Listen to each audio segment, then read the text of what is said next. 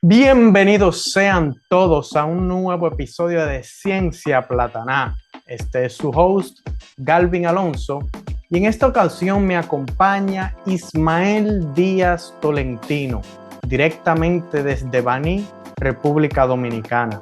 Ismael es licenciado en Ecología y Gestión Ambiental de la Pontificia Universidad Católica Madre y Maestra de Santo Domingo, conocida también como Pucamaima, y tiene una maestría en biodiversidad, paisajes y desarrollo sostenible de la Universidad de Navarra en España. Ismael es director del programa Jugando por los Manglares. Por eso ahora quiero que me acompañen a descubrir su historia.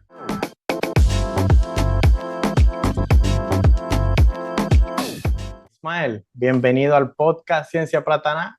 Que lo que, no, gracias, Galvin. Súper feliz de estar aquí contigo, de verdad que tenía muchísimo tiempo que no sabía de ti, entonces también es como un reencuentro entre nosotros y se siente muy bien. Así es, de verdad que el honor es mío. Ismael es ecólogo de profesión y actualmente es el director del programa Jugando por los Manglares de Seacology. Seacology es una fundación internacional. Sí, correcto. Psychology es una organización sin fines de lucro con base en California, pero que tiene proyectos en 73 países. O sea que Excelente. es bastante global.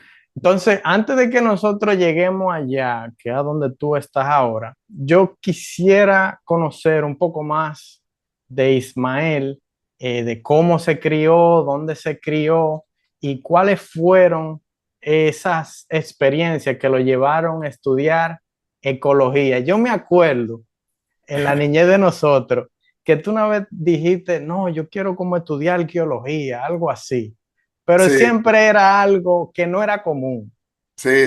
No, yo siempre fui así, tú sabes, yo era un chamaquito inquieto, mano. Yo era un chamaquito curioso. Yo sé que tú te acuerdas de esos días cuando nuestros padres eran parte del Club Antiguamente 30, que siempre tenía como actividades fuera. Íbamos a las Sí, montañas, subíamos que para el Manaclar, que es ahí en la cordillera central, o íbamos a las dunas. Siempre hacíamos como un viaje de fin de semana que tenía algo que ver con medio ambiente. Y yo creo que desde ahí fue como que creció esa conexión mía con la naturaleza, con el outdoors. Y como que siempre tuve ese interés. Tú bien lo mencionas, arqueología era de hecho lo que yo quería estudiar, porque siempre me interesaron esas cosas como que raras. Yo me imaginaba como un adulto no convencional, por así decirlo. Como que nunca me imaginé trabajando en una oficina ni nada de eso. Entonces siempre como que perseguí ese tipo de carreras. Y luego te diría que igual mi crianza con mis padres aquí en Baní, tú sabes que vienen de un background que tiene mucho tema de labor comunitaria. sí. Creo que con eso como que también fue forjando esa identidad y esa personalidad mía y esa atracción por el trabajo comunitario. Creo que fue como esa mezcla de eso como que me guió a estudiar una carrera más o menos afín. Y cuando yo estaba en el bachillerato, que estudié aquí en Baní también, en el Politécnico Máximo Gómez, me acuerdo que yo estaba haciendo mercadeo, algo nada que ver con. Nada que ver. Pero llegó una persona a hablarnos de una nueva carrera que estaban abriendo en la Pucamaima, que era Ecología y Gestión Ambiental. Estaba hablando de eso, de la importancia que tenía, de que estaban ofreciendo unas becas a los estudiantes que tenían buen nivel y que era como una carrera nueva, que no había profesionales de ese tipo en el país y que el gobierno incluso la estaba promoviendo. Entonces En yo, ese tiempo tú sabías lo que era la ecología. sea, yo sabía medio ambiente, biología, botánica, como que esas son las carreras que nosotros conocíamos hasta ese entonces aquí en la República Ajá, Dominicana, porque ecología no existía. De hecho, eso fue 2009, que fue el año en el que empezó la carrera aquí como tal. Y como te decía, fue una iniciativa del CEDAF y del Ministerio de Medio Ambiente, porque querían capacitar profesionales aquí en el país que no lo habían. exacto. Entonces era como que más o menos tú tenías una idea de qué era la ecología, pero no a ese punto, no a punto de hacerlo como una carrera profesional. Entonces a mí sí me interesó mucho, como que investigué más o menos, me acuerdo que leí un artículo que decía como que las carreras del futuro y estaba la ingeniería ambiental, la ecología y ese tipo de cosas ahí, la sostenibilidad. Y como que fui, le hablé a mi papá y a mi mamá de eso. Ellos me dijeron como que dale, mira, si eso es lo que tú entiendes y eso es lo que te gusta, te apoyamos. Tú sabes, mi papá es arquitecto, mi mamá es Sí, médico, que tampoco era como que el mundo de ellos y la carrera que ya ellos habían formado, como que no tenían ese relevo conmigo. O sea que yo creo que sí fue un poquito como que, coño, mano, te vas bien lejos de ahí. Y, y de una ellos te apoyaron. Sí, pero me apoyaron, me dijeron como que dale para allá, tranquilo, vamos a ver qué sale. Era una beca, así que tampoco significaba tú sabes, una gran inversión para ellos. Yo fui, como que empecé el primer año, le dije, bueno, me voy a dar el primer año a ver si me gusta. Y loco, terminé enamorándome de la carrera, de verdad. Lo que aprendí Excelente. desde el principio me gustó muchísimo. Como te decía, ahí las clases nos sacaban de fin de semana, nos íbamos que sí para el sur profundo. Yo digo que estudiando ecología fue que conocí mi país, conocí la isla completa, estudiando ecología. Y ahí como que mientras más conocía, más me enamoraba de la carrera y del trabajo. Tú fuiste de la primera promoción en estudiar ecología en la Pucamaima. Bueno, en teoría soy de la segunda, pero estuve en la primera graduación, porque fue 2009, 2010, ahí eso fueron como las dos primeras promociones y terminamos casi graduándonos todos juntos. Excelente. Porque éramos muy pocos y tú sabes, las clases no abrían porque no había quórum, que si solamente 6, 7 de nosotros, tal vez 12 terminaban tomando una materia y más o menos como que se atrasaba un poquito ahí, pero sí, se puede decir que soy de la primera generación de ecólogos de la República Dominicana. ¿Cómo tú viviste ese cambio de vivir en Baní, hacer tu vida social en Baní, a pasar a la universidad, a estudiar ecología, una vaina que nadie ha estudiado, que yo no sé si tú conocías algún ecólogo, un biólogo? ¿Cómo fue esa vaina? No, no, o sea, yo conocía biólogos y cosas así, pero de referencia, ni siquiera como que personas cercanas a mí. Y fue interesante porque, como te decía, era una carrera con beca. Todos los muchachos que estudiábamos ecología en ese tiempo teníamos beca full en la Pucamaima, que es una de las universidades más caritas de República Dominicana, tú Sí, sabes. Entonces era como que nosotros teníamos nuestra burbujita, que éramos yo de Baní, teníamos compañeros de Santiago Rodríguez, del Sur Profundo, de Navarrete, o sea, todos eran como que del interior que veníamos a estudiar ecología. Y fue interesante por eso, porque creo que encontramos como que un grupito donde todos teníamos intereses comunes, todos teníamos backgrounds similares también. Y fue fácil, la verdad, la adaptación fue bastante fácil. Hicimos una buena hermandad ahí con los muchachos de esos sitios, como te mencionaba. Venían para acá para venir de fin de semana, yo me lo traía. Si no nos íbamos nosotros, que para La Vega, que para no sé dónde. Y andábamos siempre como que en eso, en curioseo, tú sabes, estudiando, saliendo, monteando. Y fue bastante divertido, la verdad. Y vivir en Santo Domingo, para nosotros que somos de Baní, tampoco es tan difícil, porque estamos a sí, 45 minutos, tú sabes. Yo cualquier fin de semana arrancaba para acá y me la comía caliente en casa. a una guagua de distancia. Sí, sí, sí, sí. Ven, y tú me puedes contar alguna experiencia que durante el estudio de tu carrera que tú dijiste, wow, de verdad, esto era lo que yo quería estudiar. Y si tú tuviste alguna otra experiencia que dijiste, mierda, ¿para qué yo me metí en esta vaina? No, sí, loco. ¿Qué te digo? Yo recuerdo una vez que fuimos en un viaje a la Reserva Científica de Ébano Verde. Y por alguna razón, creo que ese fue el trayecto, como que el hike que hicimos, que me hizo como que mierda, qué chévere esta carrera, de verdad. Como que aquí yo me siento bien, me siento pleno, haciendo lo que estábamos haciendo. Creo que era un monitoreo sencillo, era como que una clase, básicamente, una clase a cielo abierto. Y ahí como que cliqueó, como que dije, coño, sí, esto es lo que yo quiero hacer el resto de mi vida. Me gusta un montón, me disfruto mucho mi país, me disfruto la naturaleza, me disfruto enseñar, me disfruto aprender, tú sabes. Y eso fue como que ahí entendí que sí, que yo era un ecólogo y que eso es lo que iba a hacer por el resto de mi vida. Pero claro, había un montón de momentos también en el que tú decías, "Como que coño, loco, ¿qué fue que me metí?" Principalmente en República Dominicana, tú sabes. Claro. Imagínate, yo venía y qué sé yo, hablábamos con algún conocido y le decía, no, yo estoy estudiando ecología. Me decían, coño, ¿y cómo tú te metiste en eso? Te vas a pasar hambre. Y por eso te pagan, por sembrar mata te pagan, tú sabes, como que ya tú tienes una nube encima de ti por estudiar Sí, este tipo de carrera que no son convencionales y que la gente no entiende, porque en nuestra sociedad estamos acostumbrados a que los abogados, los administradores, los ingenieros, los médicos, esos son los que ganan bien, los que tienen su futuro asegurado. Si tú estudias cualquier otra cosa que no sea eso, tú eres un loco. Por ejemplo, tú, que estás haciendo un doctorado en agricultura, ¿qué locura es esa? el bendito loco. Entonces, eso siempre era como que el challenge, el reto que teníamos nosotros, pero a mí no me molesta que me pongan la ficha de loco, tú sabes. Yo creo que desde pequeño yo también como que Sí, adopté eso y le doy para allá lo que me lo gozo. no, tú siempre has ido contra la corriente. Esa vaina, para mí es admirable y especialmente en un área tan controversial como es el área ambiental, que en Dominicana Nosotros vivimos del ambiente, sin embargo, muchas veces no se le da el cuidado necesario. Sí. Tú sabes que también, ahora que tú me mencionas eso de Dominicana de lo que pasé en ese tiempo cuando estaba en la universidad, algo que pasó para esos tiempos fue las protestas que habían con Loma Miranda, con el tema de la cementera, La como que ese cementera en los movimiento Haití, sí. social también como que me inspiró un poco y me hizo entender que la manera que si yo quería hacer un cambio en mi país en temas de medio ambiente, de sostenibilidad y eso, la manera que yo lo iba a hacer era esta. Era como que, mira, está bien, yo lo voy a hacer, pero yo me voy a fajar a estudiar. Me voy a fajar a entender por qué es necesario hacer esto, cómo se puede hacer de tal manera, cómo podemos manejar que el desarrollo del país vaya de la mano con la preservación del medio ambiente. Y no solamente como que salía a decir que no, porque no, o porque yo siento Exacto, que no, sino como que entender verdaderamente cómo se puede hacer y cómo podemos llevar el desarrollo de la manera más sostenible posible. Eso también fue como que un momento clave, yo creo que dentro de esos años, donde yo dije, sí, sí, sí, sin lugar a dudas tengo que hacerlo, pero tengo que hacerlo de la manera correcta. Y sí, volviendo también a la crianza, te digo, yo me acuerdo que papi siempre me decía como que, mira, si tú quieres ser lo que sea, hazlo, pero hazlo bien. Si tú vas a ser un limpiabota, tú vas a ser un limpiabota, pero tú vas a el andar con todos los mejor, productos y con toda la vaina. Tienes que ser un limpiabota duro. Entonces ese fue más o menos como que el foco que siempre llevé cuando estaba ahí en la universidad. excelente. Entonces, ya Ismael se gradúa de la carrera de ecología en la Pucamaima. ¿Cuál es el siguiente paso que da Ismael? Yo cuando me gradué empecé a buscar trabajo. Me acuerdo que empecé a buscar trabajo, tirar currículum como un loco. Las opciones reales que tenía era como que irme para el Ministerio de Medio Ambiente como técnico y empezar a aprender ahí. Tuve una oferta también de trabajo de una cadena de hoteles en Punta Cana como gerente de biodiversidad y sostenibilidad allá.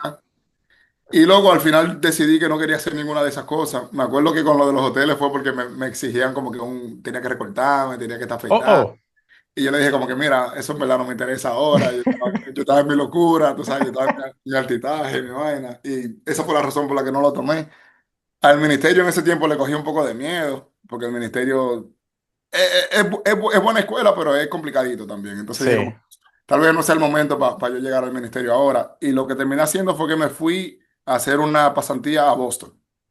ok. Conseguí una pasantía con una organización que se llama Earthwatch, que ellos como que conectan el mundo corporativo de Estados Unidos con proyectos de conservación alrededor del mundo. Vamos a suponer, ellos tienen una alianza con una marca, con una corporación allá.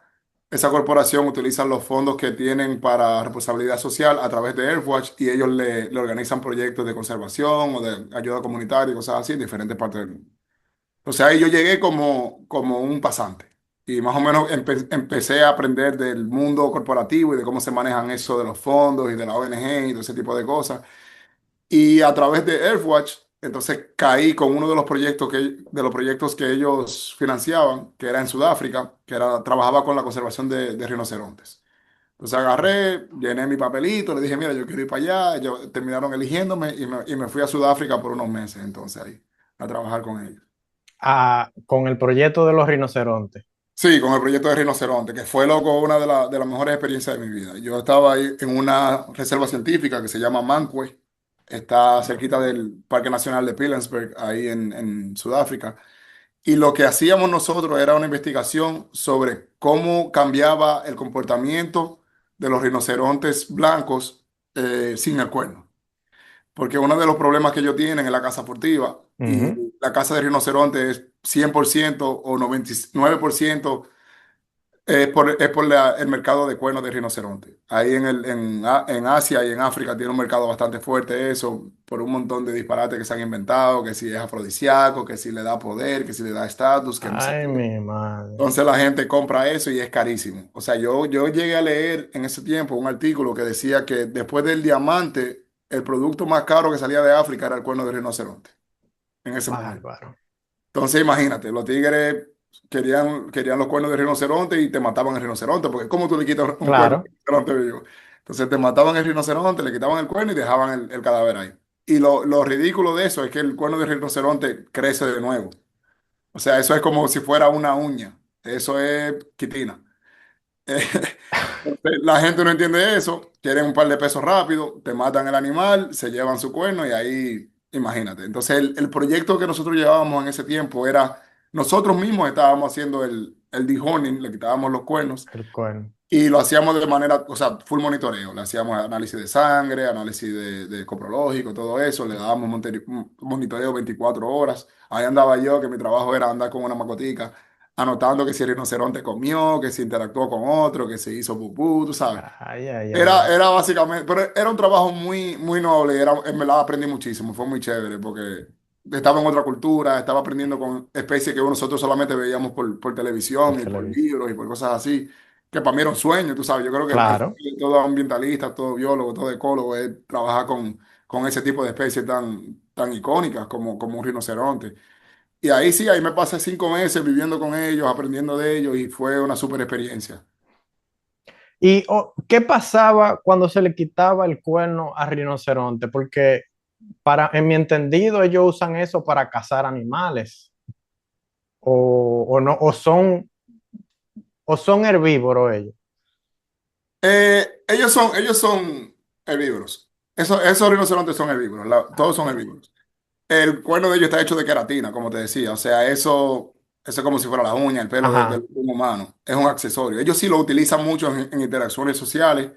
Digamos que hay dos rinocerontes machos que quieren demostrar su poder y eso, en temas de reproducción. Ahí sí el rinoceronte, el cuerno es atractivo, que si lo chocan, también lo usan para marcar territorio, lo rozan contra árboles y cosas así.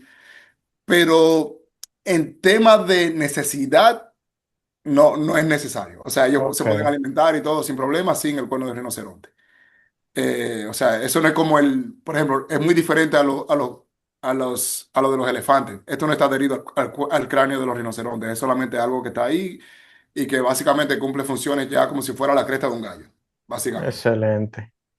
Entonces sí, nosotros los primeros resultados que tuvimos era que no cambiaba mucho el comportamiento, ellos seguían su vida normal. Obviamente ya en las interacciones sociales entre machos, ahí sí se había como que una diferencia porque no tenían el diferenciador, que era el cuerno siempre, pero de resto estaba todo bien. El gobierno de Sudáfrica entonces lo que decidió fue que iba a hacer lo mismo, iba a seguir haciendo ese programa de retiramiento de cuernos monitoreado hasta que las poblaciones se estabilicen un poco, que se puedan reproducir un poco. Porque el ritmo con lo que lo estaban cazando era ridículo. Entonces, si no tenían cuernos, no lo cazan porque no tienen Ujú. valor económico. Y eso fue lo que se hizo en los mayores parques de Sudáfrica. Se hizo el retiramiento de cuernos de manera organizada, con veterinarios, con todo. Y por varios años lo han estado haciendo así para que la población aumente. O sea que sí ha resultado ese proyecto. Bueno, no es lo ideal, porque, o sea, Claro, naturalmente lo necesitan ellos, pero es lo correcto ahora mismo, debido a las circunstancias en las que se encuentra la población. perfecto. Entonces en esa pasantía tú hablabas inglés, español, Sí, ¿qué se no, eso era hablaba? inglés, totalmente inglés. Ahí siempre fue, porque yo trabajaba, por ejemplo, cuando estaba en Boston era puro gringo. Y cuando Ok, me fui a Sudáfrica, el equipo tenía gente de Reino Unido, gente de Australia, gente de allí mismo de Sudáfrica, gente de Zimbabue, y era todo en inglés. ¿cómo tú aprendiste inglés? Porque a veces esa es una de las limitantes de nosotros los latinoamericanos, que el inglés a veces no es tan bueno, no lo sabemos. Hay gente que sí Sí. tiene buen inglés. No, el inglés, tú sabes que yo desde pequeño estaba en la escuela de inglés ahí en Baní, después me fui al Dominico, en la capital, y como que lo aprendí en Dominicana. O sea, lo aprendí aquí, era como que una actividad extracurricular. Aprendí inglés al mismo tiempo que estaba aprendiendo a jugar baloncesto, que aprendí a montar bicicleta. Eso fue algo que mis padres sí le pusieron mucho interés y que de verdad se lo agradezco ahora porque me ha abierto muchas puertas. Excelente. Entonces, Ismael se cansó de andar cortándole cuernos a los rinocerontes y después, ¿qué hiciste? ¿Volviste para Boston? No, ahí yo había aplicado para la maestría con el programa de becas de la MESID en ese tiempo. Y ahí sí me seleccionaron para una beca y me fui a Pamplona, en España, a la Universidad de Ah, Navarra. Y ahí hice mi maestría en biodiversidad, paisaje y gestión sostenible. Me quedé allá como 18 meses. Y esa fue también como que otro paso. Vengo de Sudáfrica, me voy a España, ahí aprendo un montón, o sea, aprendí mucho más de lo que había aprendido en Dominicana, honestamente, se me abrió la mente de una manera increíble. Yo creo que tú puedes también decirme lo mismo cuando te fuiste a Florida, lo mucho que sí, aprendiste en diferencia a lo que aprendiste en Dominicana. Y Pues sí, loco, ahí yo creo que también fue otro choque, tú sabes, porque vengo de Dominicana, estuve en Estados Unidos un tiempo, me voy a Sudáfrica, que es otra cultura, de ahí paso para Europa, que es otra cultura totalmente Otra. diferente, otra manera de hacer las cosas, otra manera de aprender, otra manera de enseñar. Pero yo creo que son ese tipo, esas experiencias diferentes son lo que me han ayudado a mí a ser tan flexible dentro del mundo laboral, tú sabes. Creo que me puedo adaptar a cualquier trabajo y ha sido por eso, definitivamente por esa, ¿cómo se dice? Esa Esa trayectoria, curiosidad. tú sabes, estamos moviéndome de un lado para otro. Pero sí, ahí en España estudié ahí en la Universidad de Navarra. Ahí también, tú sabes que ahí no se juega, eso era mucha investigación. Ahí Ajá, desarrollé mucho más mi parte de investigador. Yo hice, mi trabajo de tesis fue de los compuestos orgánicos volátiles de esa zona, de Pamplona. Entonces ahí pasé de trabajar con animales a pasar a trabajar estrictamente con árboles, que eran ok. los compuestos orgánicos volátiles que producía el arbolado urbano de la ciudad de Pamplona. Ese fue mi estudio. Y era a ver qué contaminación producían esos árboles también, porque ahí sí hay unos temas con los compuestos orgánicos volátiles, y es que hay muchas personas que sufren de enfermedades respiratorias a las que le afecta eso. Entonces sí había como que un porcentaje significativo de gente que se estaba viendo afectada en parte de la ciudad por esos árboles. Y mi propuesta al final era como que el rediseño del paisaje y de la gestión de los parques y del arbolado urbano de Pamplona. Básicamente, cambiar especies unas por otras, asegurarnos que lo que esté ahí sea lo que le corresponde a esa zona y que no tengamos números de COV por encima de lo normal. ¿Y eso era porque esos árboles no eran nativos de la zona o qué pasaba ahí? Que habían árboles que producían compuestos nocivos. Sí, yo recuerdo que la principal especie que tenía, con la que teníamos el problema era una especie que trajeron de Finlandia y que la estaban usando Ok, mucho en los parques de ahí. Entonces, sí, obviamente en los bosques boreales de Finlandia no va a tener problema porque ahí no hay gente, hay poco, incluso hay pocos seres vivos por ahí, porque está metido allá arriba claro. en el Polo Norte casi. Pero en la ciudad de Pamplona, donde tú tienes niños y tienes una población urbana considerable, ahí sí ya tenían unas tenía ya partículas y cosas así que sí provocaban efectos en la salud, ya sea irritación en los ojos, en la nariz, en la garganta, que te, te aumentaba los números de asma, ese tipo de cosas sí aparecían. Pero tú sabes que los compuestos orgánicos volátiles son cosas que encontramos en productos de uso diario también, como Sí, pinturas, en sí. disolventes. Pero estos que son los compuestos orgánicos volátiles orgánicos, básicamente tienen el mismo efecto, pero no son muy comunes porque usualmente están en bosques de ese tipo. Ajá, No debería estar en el parque central de una ciudad. exacto. Ismael, ¿y te entendían tu español allá en Pamplona? ¿O No, ahí tú tuviste? sabes que ahí también tuve yo que cambiarme el chip. Ahí era hablar suave, hermano. Ahí era hablar suave, detenidamente, pronunciar todas las S, todas las Rs. Y cuando tú llamabas a tu casa, ¿qué decía tu mamá? No. No, porque con ellos yo seguía hablando dominicano, entonces era como que un switch que cambiaba. Cuando estoy hablando con los panitas por WhatsApp, con mami por teléfono, era hablando dominicano normal, pero ya cuando tenía los Ah, profesores o presentar a un jurado de biólogos y de cosas así de ahí de España, ya ahí era otro tema, ahí tenía que hablar yo, Ismael el español. no, porque yo sé que tú y yo tenemos amigos que se van y se mudan a un sitio y yo no sé por qué cambian la forma de hablar. Sí, sí. No, es que es muy fácil, hermano. Yo creo que uno se deja llevar, loco, porque es que el dominicano tiene una forma tan particular de hablar que cuando tú no la escuchas y estás rodeado de gente que habla de otra forma, se te pega, loco. Se te pega Sí. rápido. Pero yo traté de mantener la esencia, tú sabes. Yo como que hablaba correcto, pero con el mismo acento. Exacto, con No me veía a mí identidad. testeando ni nada de eso. Entonces, Ismael, durante la licenciatura, la carrera de ecología un poco más basada en biología, comunidades, y después en la maestría te vas un poco más a lo científico, debido a la naturaleza de tu investigación. Correcto. ¿Qué de esos dos mundos, cuál te gusta más? Eh, esa es una buena pregunta, pero yo te diría, loco, que yo creo que ambos. Yo creo que por eso fue que terminé estudiando y especializándome de esa manera. Tú sabes que ecología abarca mucho. Sí, Ecología es como que todas las cosas tú sabes un chin, pero no sabes mucho de nada. Se puede decir así, dentro del mundo del medio ambiente. Como que sabes un poco de biología, sabes un poco de química, un poco de botánica, sabes un poco de resolución de conflictos, incluso exacto, sabes un poco de administración, pero no sabes mucho de nada. Entonces, cuando voy a la maestría, que me especializo en biodiversidad, porque era lo que más me interesaba dentro de la ecología, ahí sí fue ya más como que bien focalizado, aprendiendo mucho de investigación, de ciencia, de esto, de lo otro, más taxonomía, más cosas así. Y también me gustó mucho, pero creo que lo que más me disfruto es el balance. Es como que poder tener este tipo de conversaciones contigo, que yo ujú, sé que tú entiendes, pero también poder tenerla con un pescador o poder tenerla con la señora que limpia en el parque y que ella me entienda lo que yo le quiero decir y que entienda la importancia de lo que le estoy explicando, tú sabes. Entonces yo creo que ese fue, en parte eso también me ayudó mucho a construir, podemos decir, mi carrera profesional. Porque exacto, eventualmente, y desde ese momento, todos los trabajos que he hecho siempre tienen como que los dos componentes muy de la mano. Comunidad y gestión, pero también mucha ciencia y cómo lo complementamos y lo hacemos que sea potable para ambos lados. Que la gente de la claro. ciencia entienda la importancia comunitaria y la importancia del desarrollo y que la gente de la comunidad también entienda la importancia de la ciencia. Entonces siempre hay que involucrar el elemento social, no importa lo que uno haga, Sí, porque al final lo que uno hace es en la sociedad y para la claro, sociedad. claro, exacto.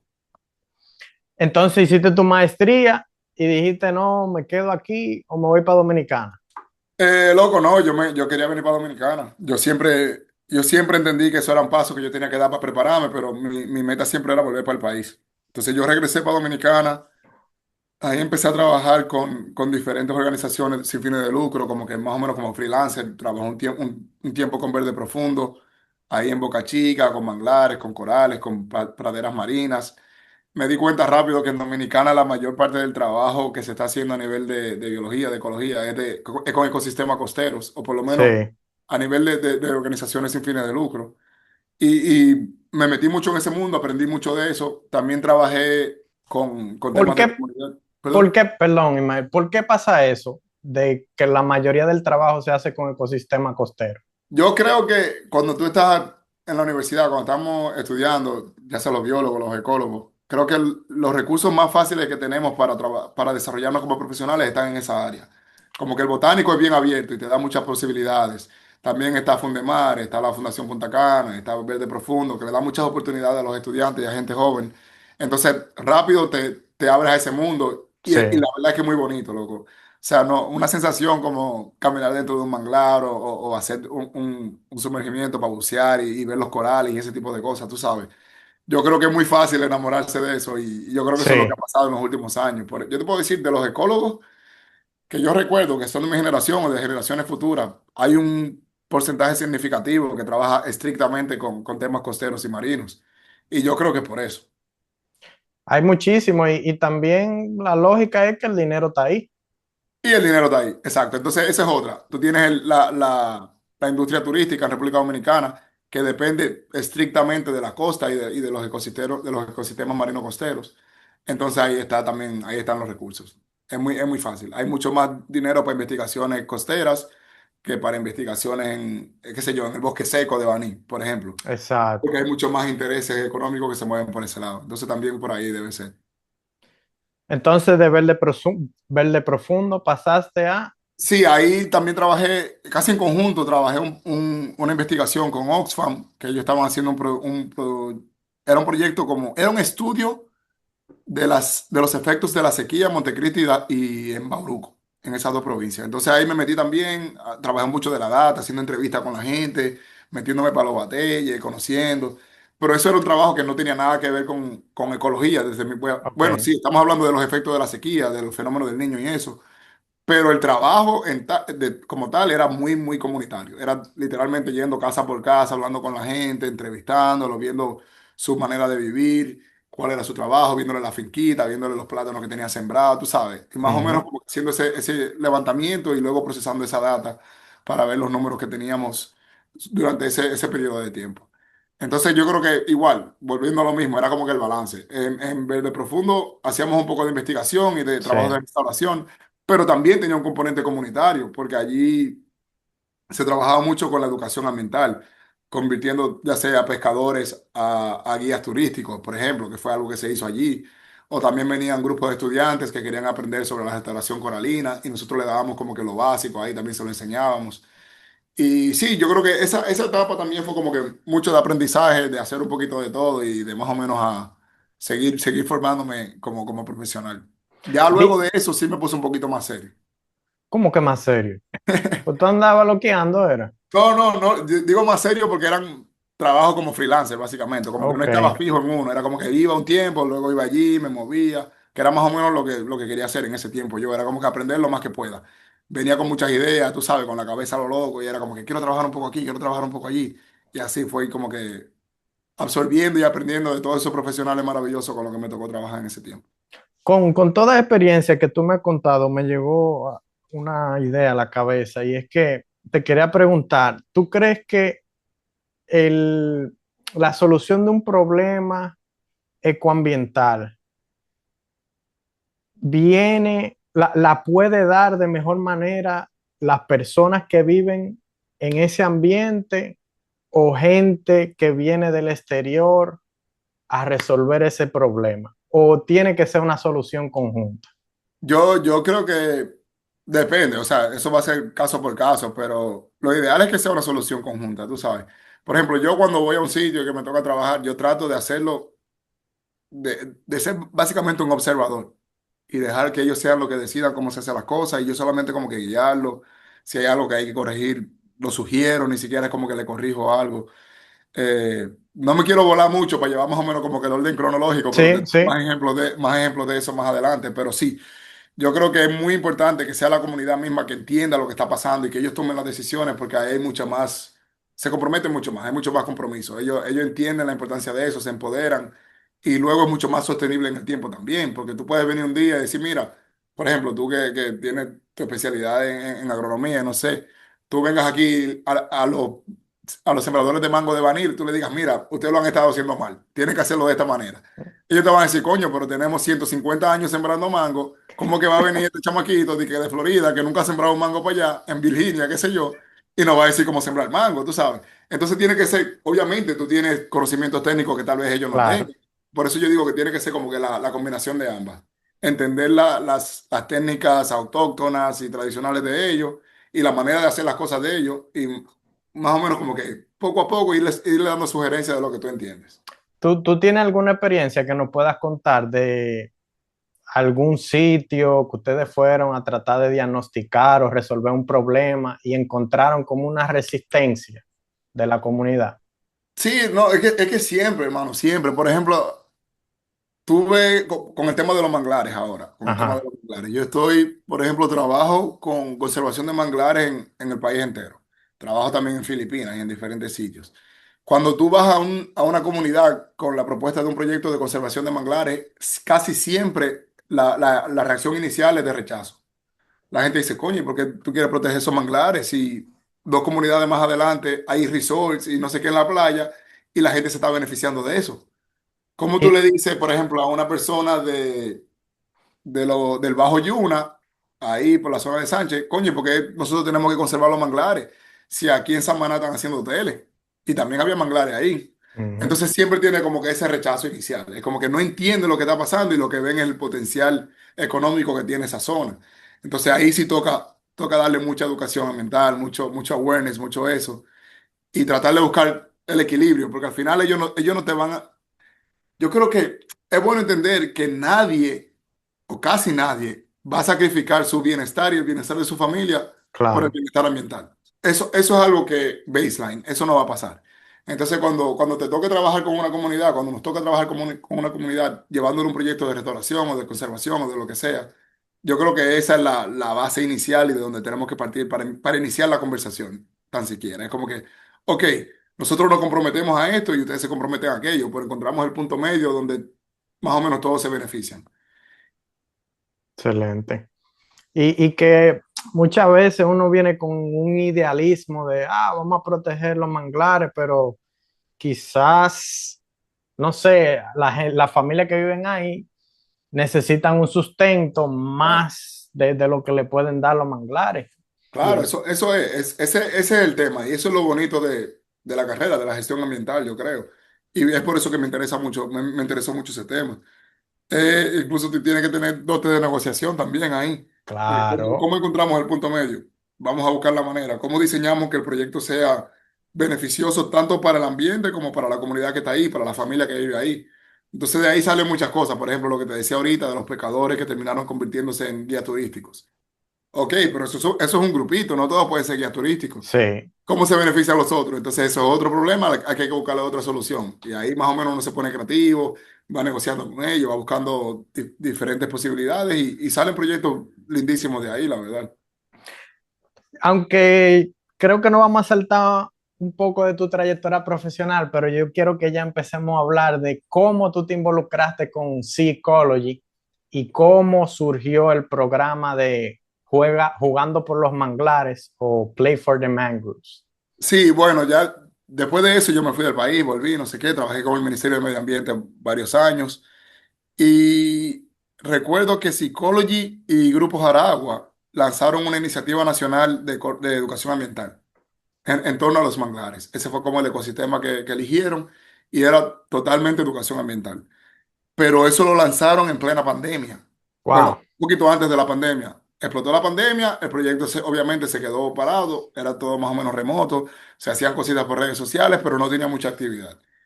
Y un poquito después, ellos decidieron que querían incluir como una iniciativa, como que parte del programa donde pudiéramos activar gente joven. Como, ok, ¿cómo le llegamos a la juventud de República Dominicana?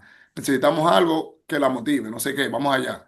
Y en esa lluvia de ideas, un compañero mío, un amigo mío, me escribió y me dijo como que, mira, está pasando esto, están buscando a alguien que le proponga proyectos, que vayan por esa línea, que busque gente joven, que involucre deportes, artes, lo que sea. Entonces yo hice mi propuesta del proyectico de Juega por los Manglares. Y lo hice siempre, tú sabes, pensando mucho en Baní, pensando mucho sí. en las banderas, en los manglares que estaban ahí, que era lo que yo conocía. Y se lo envié, la gente del Grupo Aragua le gustó, hablé con la gente de Psychology y terminó, Juega por los Manglares terminó iniciando como un pequeño componente dentro del Programa Nacional de Educación Ambiental de Manglares en ese momento. Y ahí empecé yo como coordinador de esa parte. Trabajaba de la mano del Grupo Aragua y de ellos.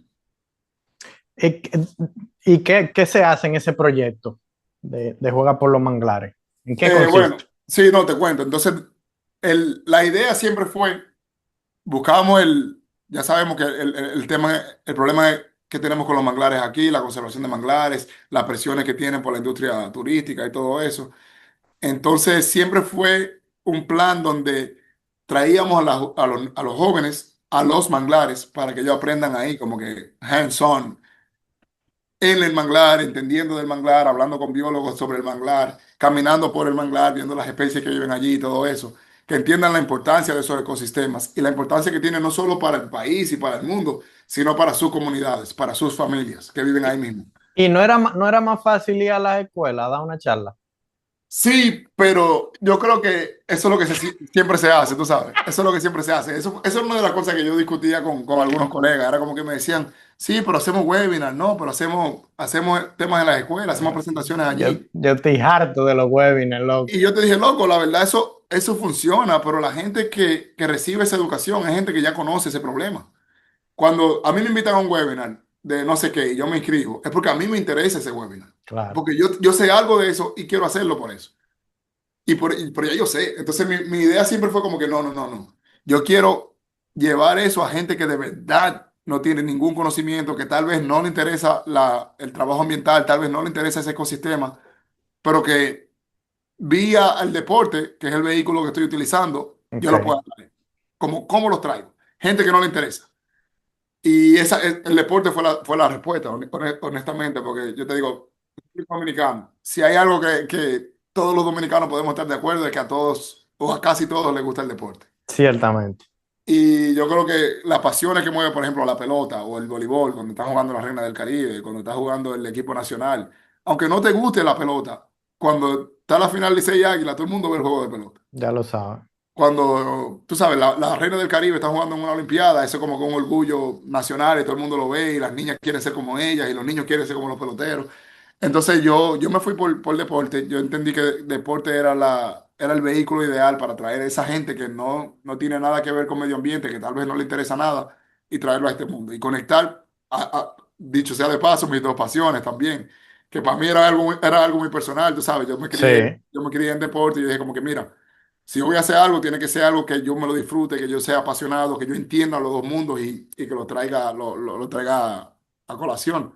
Y así fue que nació. Era básicamente el proyecto lo que consiste es en nosotros hacemos alianzas con equipos deportivos, clubes deportivos, ligas de béisbol, todo eso. También escuelas en algunos casos, en comunidades costeras que tengan manglares o que estén cerca de manglares, comunidades de bajos recursos, comunidades que tal vez no tengan los recursos necesarios para ese tipo de educación ambiental o en escuelas que no lo tengan. Y a través del deporte, nosotros lo traemos al manglar. Ellos hacen actividades de conservación, ya sea una limpieza de playa, si eso es lo que amerita, puede ser un monitoreo de especies, si ese es el trabajo que se está haciendo allí. Hemos hecho esfuerzos de reforestación en muchos sitios también. Hay veces que solamente hacemos un bioblitz y salimos y vemos pajaritos y hablamos de lo que estamos viendo y eso, pero lo hacemos en un caso por caso, básicamente. ujú, Puede ser que en las calderas lo que se necesite es reforestación, pero puede ser que en el manglar del Bajo Yuna lo que se necesite es limpieza. Puede ser que en tal sitio lo que hagamos sea solo un bioblitz. Lo importante es que los niños entiendan que ellos están haciendo algo para la preservación de ese medio ambiente, de ese ecosistema, y a cambio de eso nosotros le damos entonces útiles deportivos. Le damos que si su bate, su pelota, sus uniformes y los ayudamos con su desarrollo deportivo y su desarrollo personal, a la vez que ellos toman, como quien dice, el compromiso de convertirse en los claro, guardianes de ese manglar. Y hacemos como que una alianza ahí. Algo que también hemos hecho mucho es que, por ejemplo, si en una comunidad ya existe una organización que trabaja con temas de medio ambiente, una organización ambientalista y está trabajando con ese manglar, lo que hacemos es que conectamos esa organización con los equipos deportivos. Entonces, estos niños se convierten como que en los voluntarios de la organización y a través del año ellos le dan seguimiento al manglar, siguen haciendo su siembra, su limpieza, su monitoreo. Y nosotros entonces le damos el seguimiento desde arriba, bajamos 2 o 3 veces al año y seguimos compartiendo con ellos y vamos recolectando los datos y todo eso.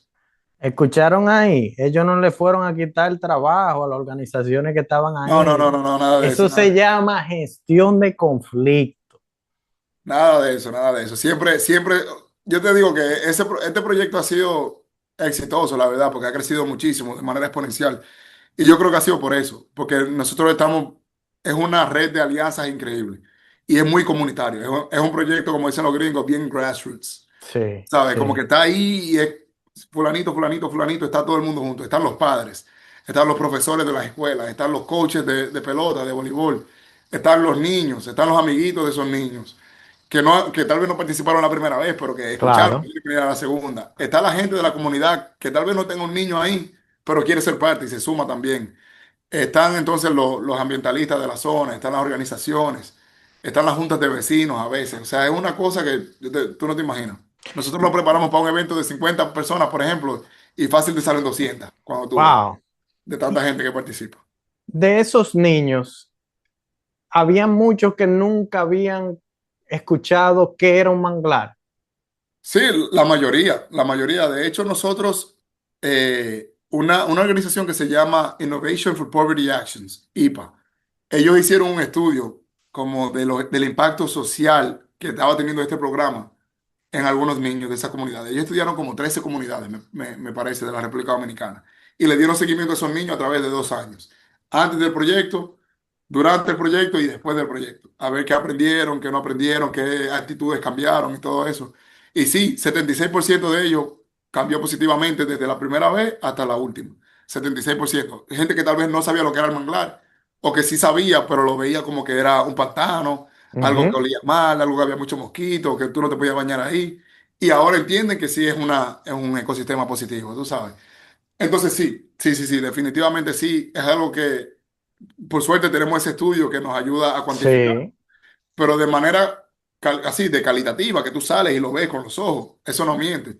Y nosotros lo vivimos todos los días cuando salimos con los niños. O sea, ellos llegan al manglar, tienen una percepción y cuando tú vienes a ver, ya estamos jugando ahí adentro, se están divirtiendo, están tirando fotos, están hablando de esto, ya saben lo que es un propágulo, ya saben identificar las raíces de las diferentes especies, ya saben qué especies de, por ejemplo, de fauna o de peces o no sé qué viven por ahí cerca. eh, y entienden mucho de eso.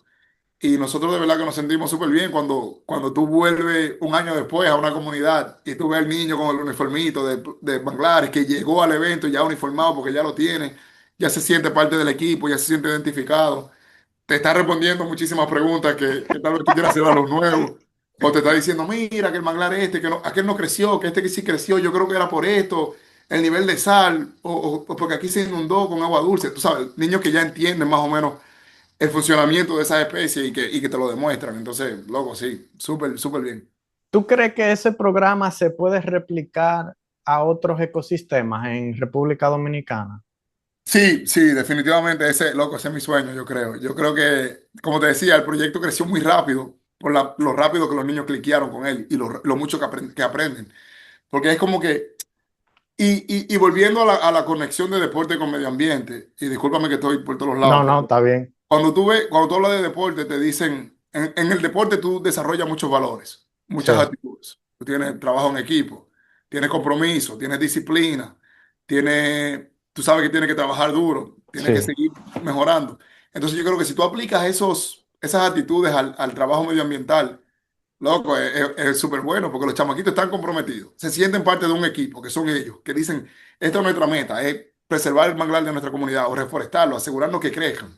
Le dan su vueltica, lo cuidan. Loco, ellos entienden que es un proceso también, porque Ujú. igual que en el deporte, todo es un proceso. Ellos van a volver el año que viene y van a ver lo que sembraron hace un año, cómo está creciendo.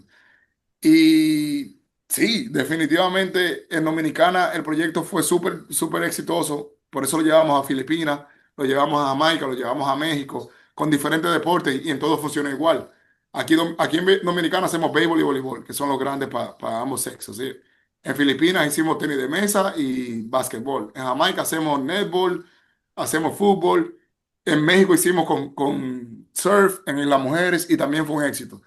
Entonces, Ah, sí, al final la meta es que no sea juega por los manglares, sino que puede ser juega por las dunas, por ejemplo. sí, sí. O puede ser juega por la riviera, o juega por el bosque seco, o juega por el bosque húmedo. Y sí, porque el modelo es el mismo. Lo único que estamos cambiando es el ecosistema que se está preservando en ese momento. Yo ahora estoy probando con las praderas marinas, con los pastos marinos. Aquí mismo en Ah, las calderas, porque tenemos buena relación con esa comunidad. Ya los niños están ajá. seteadísimos con los manglares. Entonces yo quiero como que un grupito de ellos que está bien interesado, lo quiero meter con las praderas marinas. A ver cómo vamos por ahí, a ver si podemos seguir creciendo en ese ámbito también. ¿Cuál es el valor de las praderas marinas? Porque yo me acuerdo que yo iba a bañarme en Salinas y habían que mucha alga, muchas cosas. No son algas, en verdad, son praderas marinas lo que hay. Sí. Eh, pero a la gente le molesta eso.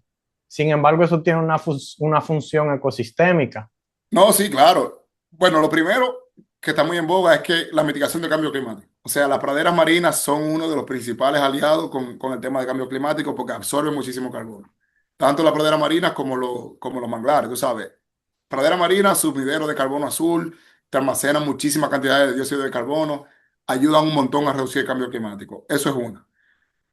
Loco, son súper ricos en biodiversidad también, proporcionan Sí. refugio, alimento para una gran variedad de especies marinas, peces, tortugas, loco, muchísimos invertebrados, crustáceos que viven por ahí, que se alimentan de eso. También en la protección costera, que es algo que también hacen los manglares, es que actúan como barreras naturales. Reducen mucho el impacto de las olas, protegen mucho las costas de la erosión. La calidad del agua es mucho mejor porque Mucho. absorbe muchos contaminantes, te ayuda mucho a mantener la calidad del agua, la salud de esos ecosistemas. Fíjate, por ejemplo, ahí en Salinas, que hay mucha pradera marina, la arena es negra, la arena es gris, Sí, pero el agua siempre está cristalina y tú ves el fondo y tú te ves los pies. es verdad. Porque te ayuda mucho con la filtración de esa agua, retiene mucho sedimento y loco, de verdad que es súper importante. Y ellos y los manglares en conjunto hacen un trabajo que es muy importante con los ciclos de vida y es que te sirven como un sitio de crianza, de refugio, de alimentación para muchísimos peces, muchas especies en diferentes etapas de su vida. Yo siempre le digo a los niños cuando vamos a los manglares, como que mira, tal vez tú no lo estás viendo aquí ahora, pero los peces que nosotros no comemos, los pescados que nos gustan, que nos encantan, en algún momento de su vida viven aquí y dependen de este ecosistema. O sea, para nosotros poder comer un chillo, ese chillo pasó por un manglar y pasó por una pradera marina en algún momento de su vida, tú sabes. Entonces, por eso son tan importantes. Y para especies amenazadas que tenemos aquí, ni se diga. Los manatí, por ejemplo. Ahí es que viven, eso es lo que comen. Y así. Entonces, cuando estamos hablando de manatíes, de tortugas verdes, de esas especies que son icónicas, que son bien bonitas, que nos encantan como dominicanos y nos sentimos orgullosos, esas especies dependen de la pradera marina y de los manglares. Si no lo cuidamos, pues no vamos a verla tampoco. Y tampoco vamos a comer pescado. Y tampoco vamos a comer pescado bueno, exacto. ¿Alguna vez tú te imaginaste que tu carrera profesional iba a ser impulsada por niños? Eh, Mierda. Tú sabes que yo creo que sí, loco. A mí siempre me ha gustado el coro con la gente, loco, en general, con la gente en general, pero con los niños sobre todo. Yo creo que conectamos bien, conectamos rápido. Yo, como te decía ahorita, yo trato de llevar este tipo de mensaje y esta comunicación de la manera más cruda, más llana, más de pueblo, más a pie posible, tú sabes. O sea, así como yo estoy hablando contigo, yo hablo con los niños igualito. Yo no vengo como que, no, porque no sé cuánto, que, tú sabes, explicarle la fisiología de las cosas. Claro. Porque obviamente a ellos no les interesa eso. O sea, yo fui No. un niño también, tú fuiste un niño también. Cuando tú estabas en la escuela y te llegaba una persona, hacía una presentación y te hablaba de no sé qué, tú le prestabas atención 5 minutos y te dormías.